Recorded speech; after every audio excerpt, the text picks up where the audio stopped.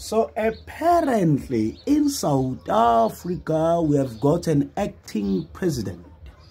Ramaposa left Angie Motshekga, the MEC of Education, or the Minister yes, of Education. Basic education, basically.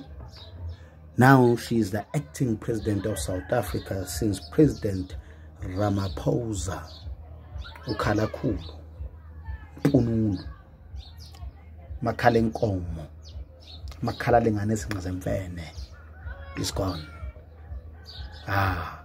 Ramaposa, you ran away, you left the country upside down, now you are in Zambia.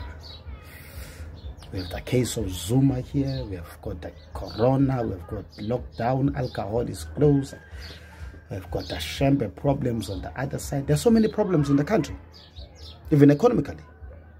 And then you decide to leave and put somebody else in your shoes, putting the Minister of Education in your shoes to lead us. It's okay, it's your doing. Where is Mabuza? Oh, you said Mabuza is in Russia, or he went for medical attention. Don't lie, because you are fighting with Mabuza.